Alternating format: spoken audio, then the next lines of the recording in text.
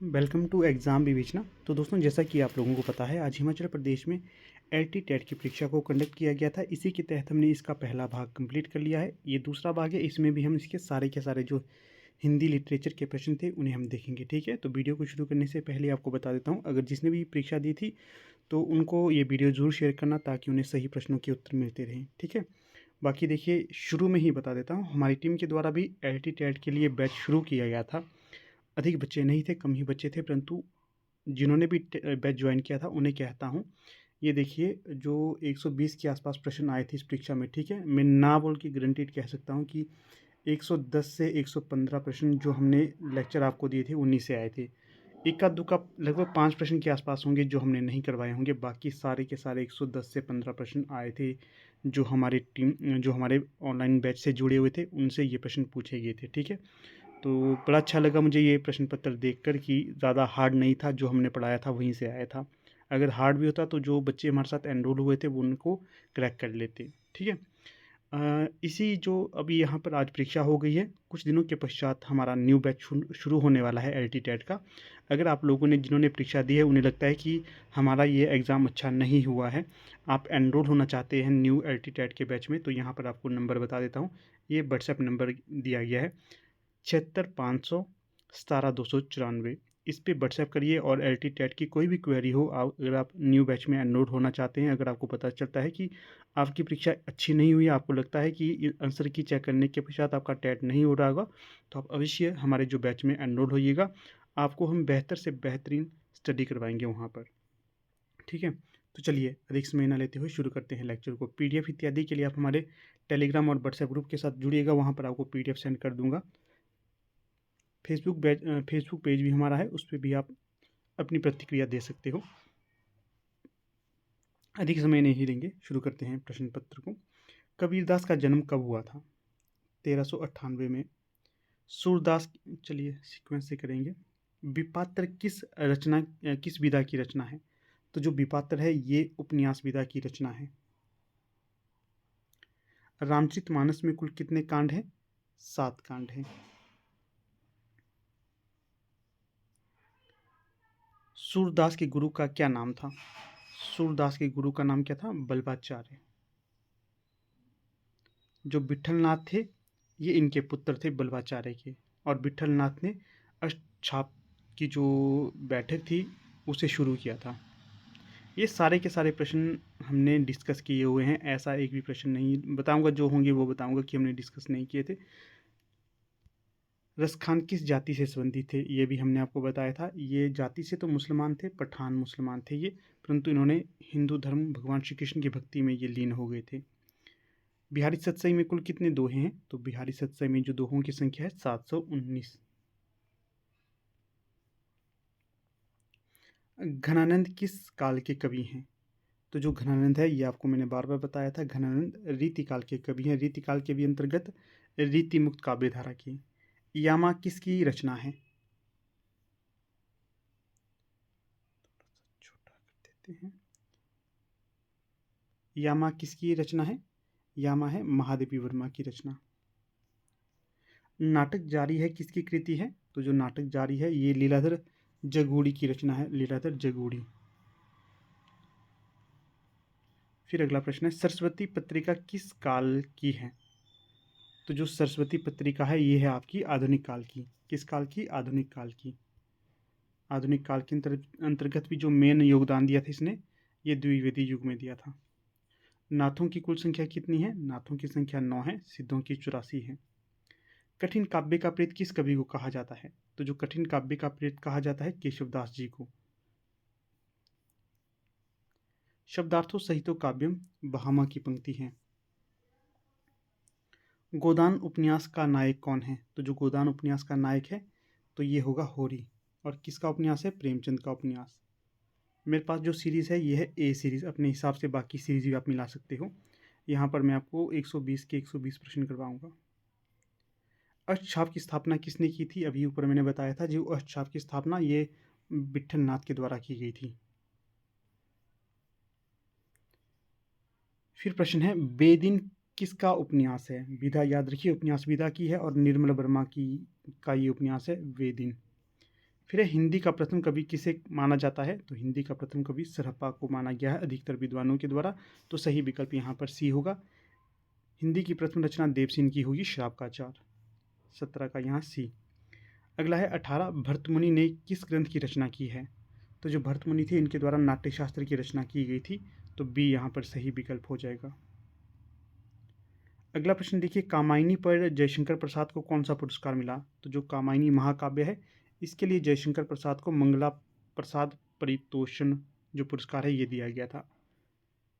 अगला प्रश्न देखिए 20 द्विवेदी युग की सीमा क्या है, समय सीमा द्विवेदी युग की, तो जो द्विवेदी युग की समय सीमा स्वीकार की जाती है 1900 से लेकर 1918 तक। अगला प्रश्न है हामिद किस कहानी का पात्र है, तो जो मुंशी प्रेमचंद की कहानी है ईदगाह उसका पात्र होगा हामिद। फिर है रिपोर्ट के लिए हिंदी में प्रचलित शब्द क्या है, तो जो रिपोर्ट के लिए हिंदी में प्रचलित शब्द है तो वो होगा प्रतिवेदन, सी सही विकल्प होगा। अगला प्रश्न है 23 नागरिक पंचाननी सभा का गठन कब हुआ, तो जो नागरिक पंचाननी सभा है इसका गठन होगा 1893 में, और जो नागरिक पंचाननी पत्रिका थी उसकी स्थापना 1896 में हुई थी। फिर अगला प्रश्न है 24 ध्वन्यात्मक शब्दों द्वारा विचारों का प्रकटीकरण ही भाषा है किसने कहा, तो ये कथन कहा गया था हेनरी स्वीट के द्वारा। ये प्रश्न हमने आपके साथ डिस्कस नहीं किया था, तो ये न्यू प्रश्न है। अगला देखिए पूर्वी हिंदी में कौन सी बोली नहीं आती है, तो जो अवधी आती है, बघेली आती है, छत्तीसगढ़ी आती है, परंतु जो मेवाती है ये नहीं आती, ये राजस्थानी के अंतर्गत आती है, इसका भी आप ध्यान रखिएगा। जो ये प्रश्न पत्र आपके साथ साझा कर रहा हूँ ये आपकी आगामी परीक्षा के लिए काफ़ी महत्वपूर्ण होगा। फिर प्रश्न है 26 इसमें पूछा गया है गीत फरोश किसकी कविता है, तो जो भवानी प्रसाद मिश्र है इनकी रचना हो जाएगी गीत फरोश, सी सही विकल्प। अगला प्रश्न देखिए 27 इसमें पूछा गया है तार सप्तक का प्रकाशन कब हुआ, तो 1943, विकल्प बी। अगला है 28 इसमें पूछा गया है लाल पीला होना मुहावरे का क्या अर्थ है, अत्यधिक क्रोधित होना, विकल्प ए।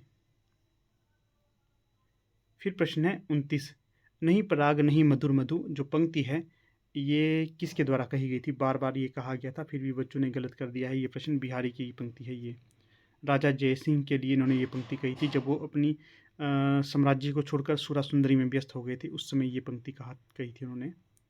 अगला भूषण के काव्य का प्रधान रस कौन सा है, तो जो भूषण है इनके काव्य का प्रधान रस है वीर रस, ये भी मैंने बार बार बताया था फिर भी ये शायद गलत कर दिया है। अगला है 31 खड़ी बोली हिंदी में लिखा गया प्रथम महाकाव्य कौन सा है, तो जो खड़ी बोली हिंदी में लिखा गया प्रथम महाकाव्य प्रिय प्रवास है और इसके रचनाकार कर्ण होंगे हरिऔध और 1914 इसका समय है। अगला आप देखिए इन सूचियों को सुमेलित कर, चलिए सीधे सुमेलित कर लेते हैं। अलंकार किसके द्वारा प्रतिपादित किया गया है, भामह, रस भर्तमुनि, रीति आचार्य बामन, ध्वनि आनंदवर्धन, इस प्रकार से सही होगा। ए का 2 कहाँ पर है, ए का दो जगह है। फिर है रस संप्रदाय 2 का 1 कहाँ है, हाँ विकल्प ए यहाँ पर सही हो जाएगा। अगला है चित्रावली के रचनाकार कौन होंगे, तो जो रचना है चित्रावली इसके रचनाकार कौन होंगे ये आपको बता दूं, ये जो रचना है ये आपकी है प्रेमाख्यानक रचना, सूफियों की रचना, ठीक है, तो उस्मान इसके रचनाकार होंगे, चित्रावली उस्मान की रचना है। ये भी गलत कर दिया है आपने, अगर OMR शीट में सही लगा है तो अच्छी बात है परंतु प्रश्न पत्र में गलत है ये। अगला देखिए 34 मानसरोवर शीर्षक से किस लेखक की कहानियाँ प्रकाशित हैं, तो ये प्रेमचंद की है, मुंशी प्रेमचंद की, मानसरोवर में इनकी सारी कहानियों को संग्रहित किया गया है। अगला है 35 इस्तवार द लालित्योत्तर एंदु ये हिंदुस्तानी किसकी रचना है, इस्तवार द लालित्योत्तर एंदु ये हिंदुस्तानी किसकी रचना हो जाएगी, गारसा द तासी की, फ्रेंच भाषा में इसे लिखा गया है गारसा द तासी, 35 का सी। अगला प्रश्न क्या है रसीदी टिकट किसकी आत्मकथा है, तो जो ये आत्मकथा है ये भी आपकी है अमृता प्रीतम की, विकल्प सी यहाँ पर सही होगा। अगला प्रश्न देखिए 37 इसमें क्या पूछा गया है, 37 में निम्न में से किस कवि को हिंदी नवरत्न में स्थान नहीं दिया गया है, मिश्र बंधुओं की रचना है हिंदी नवरत्न, उसमें तुलसीदास को दिया गया है, सूरदास को दिया गया है, कबीरदास को भी दिया गया है, परंतु जो अमीर खुसरो है उन्हें स्थान नहीं दिया गया है, तो डी यहाँ सही हो जाएगा। अगला प्रश्न देखिए 38 इसमें पूछा गया है भारत भारती का प्रकाशन वर्ष क्या है। भारत भारती मैथिली शरण गुप्त की रचना है और इसका प्रकाशन वर्ष है 1912 का। विकल्प ए यहाँ पर सही होगा 38 का। अगला प्रश्न है 39 निम्न में से कौन सा काव्य ग्रंथ राम से संबंधित है। तो जो राम से संबंधित काव्य ग्रंथ है तो वो हो जाएगा साकेत। साकेत याद रखिएगा, ये साकेत होगा भगवान राम से संबंधित। प्रिय प्रवास भगवान श्री कृष्ण से संबंधित होगा। अगला प्रश्न देखिए 40 इसमें क्या पूछा गया है, लेखकों को उनके जन्म के अनुसार सही लगाना है। तो देखिए सबसे पहले कौन से लेखक आने थे, यहाँ पर जो प्रेमचंद ही सबसे पहले आने थे। जिसने प्रेमचंद को टिक कर लिया तो बाकी सभी सही हो जाने थे, प्रेमचंद सबसे पहले आएंगे। अगला है 41, आदिकाल को सिद्ध सामंत काल किसने कहा। तो जो आदिकाल को सिद्ध सामंत काल कहा गया था राहुल सांकृत्यायन के द्वारा कहा गया था। 41 का सही विकल्प हो जाएगा सी। अगला प्रश्न है यहाँ पर 42, आर्य समाज की स्थापना किसने की। तो जो आर्य समाज की स्थापना की गई थी स्वामी दयानंद सरस्वती के द्वारा की गई थी। 42 का सही विकल्प यहाँ पर बी हो जाएगा। फिर प्रश्न है यहाँ पर 43, इसमें क्या पूछा गया है, अंग्रेज राज सुख साज, ये जो पंक्ति है ये जो किसकी पंक्तियाँ होंगी। ये अंग्रेज राज सुख साज, ये सारी पंक्तियाँ हैं भारतेंदु हरिश्चंद्र की। सी सही विकल्प। अगला है 44, निम्न में से कौन सा नाटक मोहन राकेश का नहीं है। तो देखिए यहाँ पर लहरों का राजहंस है, अषाढ़ का एक दिन है, आधे अधूरे है, परंतु जो पहला राजा है ये इनका उपन्यास नहीं होगा। तो डी सही विकल्प। अगला है अलका किसकी रचना है। तो जो अलका है ये सूर्यकांत त्रिपाठी निराला की रचना हो जाएगी। 45 का सही विकल्प बी। फिर अगला प्रश्न देखिए 46, इसमें क्या पूछा गया है, शुद्ध शब्द का चयन करना है। जो अध्ययन है ये इसी प्रकार से लिखा जाता है। 46 में सही विकल्प बी हो जाएगा। अगला प्रश्न है देखिए 47, में क्या पूछा गया है, अर्थ की दृष्टि से शब्द के कितने भेद हैं। तो अर्थ की दृष्टि से जो मुख्यतः शब्द के भेद माने जाते हैं 2 माने जाते हैं। तो यहाँ पर डी सही विकल्प होगा। कई स्थान पर ये पुस्तक जो मेरे पास उसमें 4 भी दिए गए हैं, परंतु मुझे डी लग रहा है, डी होगा इसका सही विकल्प। बाकी हम इसका ऑफिशियल आंसर की में भी वेट करेंगे। अगला प्रश्न देखिए 48, गणेश का पर्यायवाची नहीं है। तो बताना था गणेश का पर्यायवाची कौन सा नहीं है।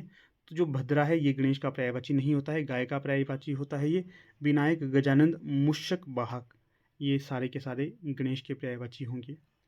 अगला प्रश्न है 49, इसमें पूछा गया है हिंदी भाषा किस लिपि में लिखी जाती है। ये लिखी जाती है देवनागरी लिपि में। विकल्प ए यहाँ पर सही होगा। अगला प्रश्न देखिए 50, क्लर्क को हिंदी भाषा में क्या कहा जाता है। क्लर्क को हिंदी भाषा में कहा जाता है लिपिक। फिर प्रश्न है 51, इसमें क्या पूछा गया है, सरोज स्मृति कैसा काव्य है। तो जो सरोज स्मृति है ये सूर्यकांत त्रिपाठी निराला का शोक काव्य माना जाता है। इस काव्य में इन्होंने अपनी पुत्री सरोज की मृत्यु के पश्चात उनका वर्णन किया है, किस प्रकार से क्या क्या कष्ट निराला जी ने उनके लिए झेले थे और सरोज ने भी निराला जी के लिए क्या क्या कष्ट झेले थे, ये सारा वर्णित है। प्रश्न संख्या 52, कितनी नावों में कितनी बार रचना के लिए अज्ञे को कौन सा पुरस्कार मिला था। तो ये मिला था ज्ञानपीठ पुरस्कार। सही विकल्प 52 का सी हो जाएगा। फिर से देखिए यहाँ पर रिपीट करूँगा, अगर आप लोग LT टेट के न्यू बैच में एनरोल होना चाहते हैं जो जल्द ही आपके समक्ष शुरू कर दूंगा, तो कोई क्वेरी रहती है तो यहाँ पर आप कॉन्टैक्ट कर सकते हैं उस नंबर पर। नोट्स आदि के लेने के लिए भी जो हमारे नोट्स थे ना उसमें भी उससे भी बहुत सारे प्रश्न रिपीट हुए थे, बहुत से प्रश्न। जिसने ढंग से पढ़ा होगा उसको पता होगा, अन्यथा आप लोग अनभिज्ञ होंगे। प्रश्न संख्या 53, मैथिल कोकिल किसका उपनाम है। तो जो विद्यापति है इनका उपनाम होगा मैथिल कोकिल, क्योंकि ये मैथिली में बहुत सी रचनाएं करते थे। अगला है 54, लक्ष्मीपुरा क्या है। तो जो लक्ष्मीपुरा है ये रिपोर्टाज विधा की रचना होगी। 54 का सही विकल्प बी। फिर प्रश्न है 55, हिंदी का प्रथम पत्रिका का नाम क्या है। हिंदी की प्रथम पत्रिका का क्या नाम है। तो ये होगा उदंत मार्तंड। ये कहाँ से निकली थी, बंगाल से, कलकत्ता से। अगला है 56, महेंद्र कुमारी किस लेखिका का नाम था। तो जो महेंद्र कुमारी के नाम से जानी जाती है मनु भंडारी। विकल्प डी। कवि समाज की स्थापना किसने की थी। ये प्रश्न भी हम पेंडिंग ही रखेंगे क्योंकि इसका कंफर्म उत्तर मुझे नहीं पता, क्योंकि कवि समाज की स्थापना जो विकल्पों के अनुसार ये तो मुझे कोई नहीं लग रहा है। बाकी जब ऑफिशियल आंसर की आएंगे तो हम इसे डिस्कस करेंगे। अगला देखिए दशरूपक नामक ग्रंथ किसका है। तो जो दशरूपक नामक ग्रंथ होगा ये हो जाएगा धनंजय का। विकल्प सी सही विकल्प। अगला प्रश्न देखिएगा यहाँ पर 59, श्रृंगार रस का स्थायी भाव क्या है। तो जो श्रृंगार रस है इसका स्थायी भाव क्या होगा। रति, यहाँ पर श्रृंगार सही लिखा गया है क्योंकि कई बार परीक्षा में पूछा जाता है श्रृंगार कैसे लिखा जाता है, तो ये सही रूप होगा श्रृंगार का। प्रश्न संख्या 60, चारों चंद्र की चंचल किरणें खेल रही हैं जल थल में, प्रस्तुत पंक्तियां हैं, इसमें कौन सा अलंकार होगा? तो यहाँ पर जो अलंकार होगा अनुप्रास अलंकार।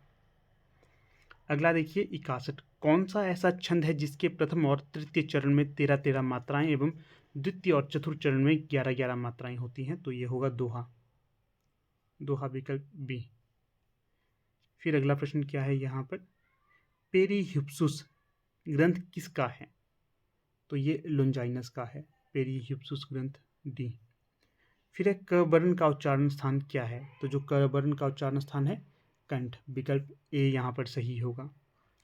फिर है 64, भारतीय संविधान की 8वीं अनुसूची में कुल कितनी भाषाओं को स्थान दिया गया है?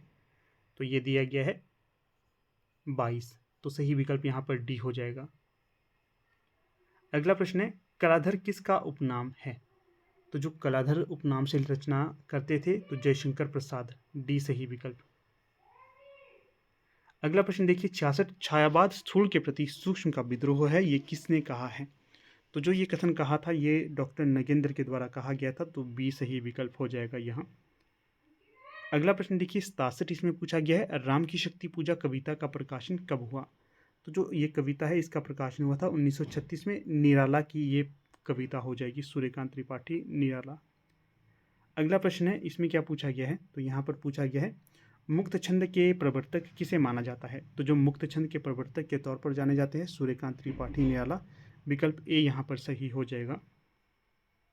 फिर प्रश्न संख्या है 69, इसमें क्या पूछा गया है नागार्जुन का जन्म कब हुआ था? तो जो नागार्जुन थे इनका जन्म कब हुआ था? तो ये हुआ था 1911 में, सही विकल्प यहाँ पर 69 का हो जाएगा, विकल्प बी।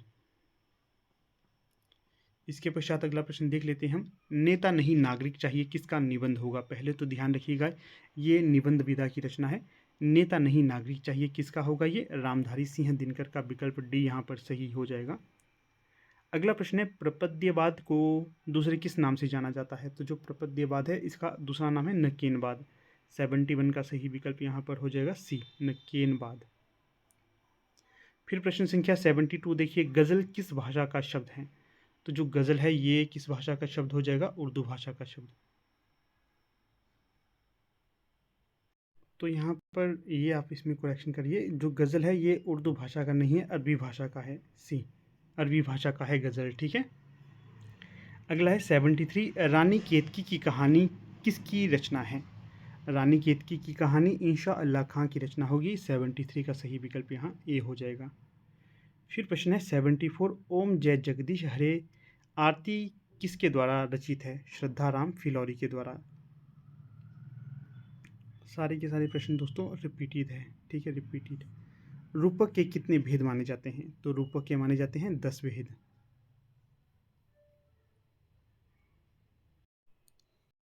इसके पश्चात अगला प्रश्न देखिएगा, यहाँ पर क्या प्रश्न है, कहाँ चला गया? हाँ, रूपक के कितने भेद है? 10, तो सी सही विकल्प हो जाएगा। अगला प्रश्न क्या है, आपका बंटी क्या है? जो आपका बंटी उपन्यास होगा, सही विकल्प यहाँ पर होगा विकल्प ए। फिर प्रश्न है, नमक का दरोगा कहानी के कहानीकार कौन है? नमक का दरोगा जो मुंशी प्रेमचंद की कहानी होगी, सही विकल्प यहाँ पर बी है, बी। फिर प्रश्न संख्या क्या है यहाँ पर, अजगर करे ना चाकरी, तो जो ये पंक्ति है ये मुल्लुक दास की होगी। फिर है गीतांजलि किसकी रचना है? तो रविंद्रनाथ टैगोर की रचना हो जाएगी गीतांजलि।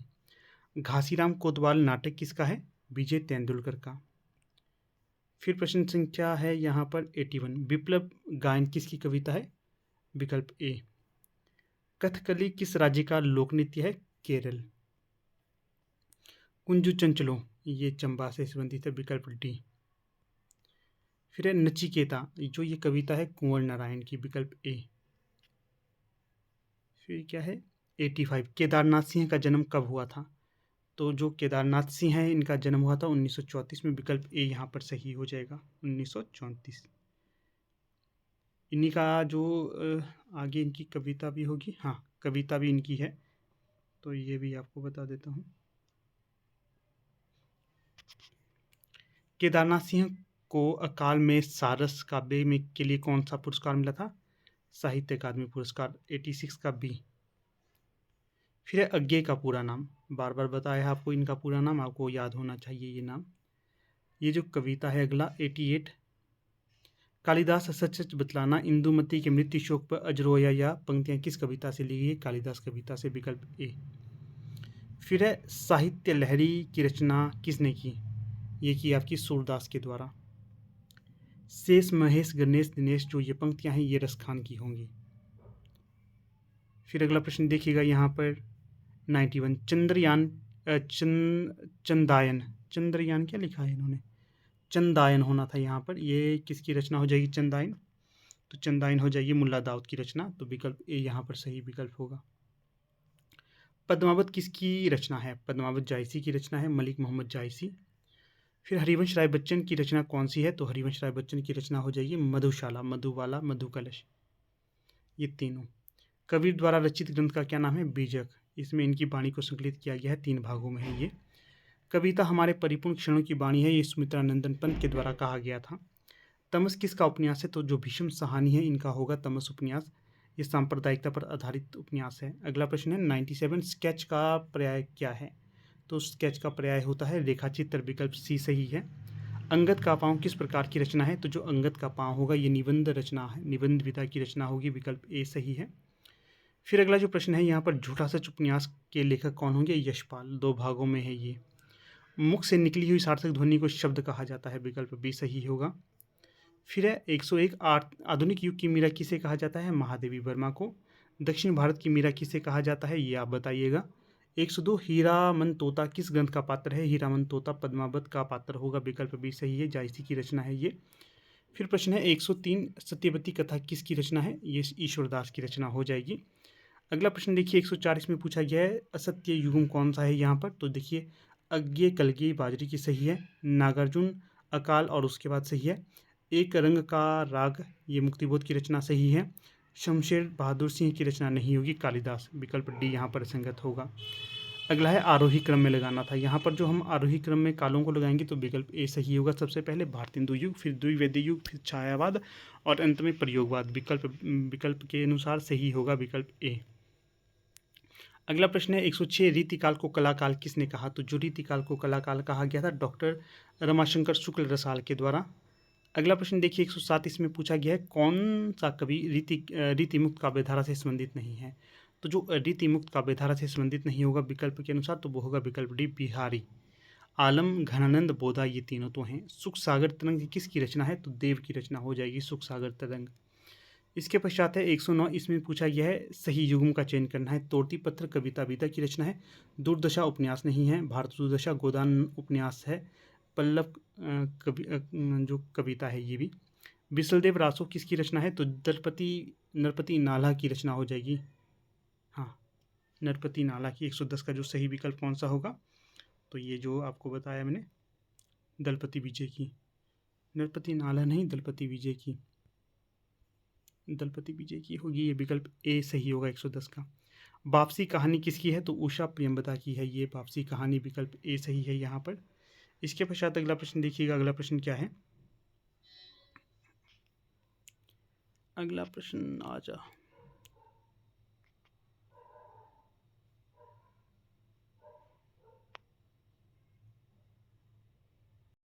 पंक्ति क्या है? केवल मनोरंजन ना कवि का कर्म होना चाहिए। जो पंक्तियां हैं ये किसकी होंगी? मैथिली शरण गुप्त की होंगी, विकल्प डी यहाँ पर सही हो जाएगा।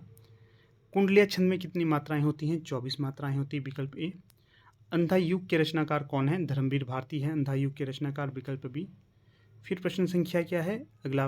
पुष्प की अभिलाषा किसकी रचना है? ये माखनलाल चतुर्वेदी की रचना हो जाएगी, सी सही विकल्प। अगला है कामायनी में कुल कितने सर्ग है? कामायनी में 15 सर्ग है, ये आपको बार बार बताया था। कलम का सिपाही, ये जो जीवनी है ये मुंशी प्रेमचंद पे लिखी गई है उनके पुत्र अमृत राय के द्वारा। फिर है अगला प्रश्न कौन सा? संदेश रासक, ये आदिकाल की रचना है, ठीक है, अब्दुल रहमान की, विकल्प डी सही है। आला और रुदल 2 सरदारों की कथा कहाँ पर है? परमाल रासो नामक ग्रंथ में। फिर है नागार्जुन का संबंध किससे है, तो जो नागार्जुन है ये आपके सिद्धों में भी गिने जाते हैं और नाथों में भी, मुख्यतः नाथों में, तो विकल्प डी यहाँ पर, विकल्प बी सही होगा मेरे ख्याल से यहाँ पर 120 का बी, क्योंकि सिद्ध भी हैं ये नाथ भी हैं, बी मेरे आईडी से ज़्यादा बेहतर रहेगा। ठीक है, तो देखिए इस प्रकार से हमने यहाँ पर हिंदी साहित्य अपना कवर कर लिया है। तो वीडियो के अंत में ज़रूर बताइएगा 120 में से जिस प्रकार से मैं आपको बता रहा हूँ कितने आपके बन रहे हैं। ठीक है, 120 में से आपके कितने सही हो रहे हैं। मेरे ख्याल से आप लोगों को तो 120 में से ही 110-100 नंबर लेने चाहिए थे, ज़्यादा मुश्किल नहीं था हिंदी साहित्य। ठीक है, तो अवश्य कमेंट करिएगा और अपने मित्रों के साथ भी शेयर करिएगा, क्योंकि वहाँ पर आपको सारे उत्तर एक ही वीडियो में मिल जाएंगे। ठीक है, तो धन्यवाद।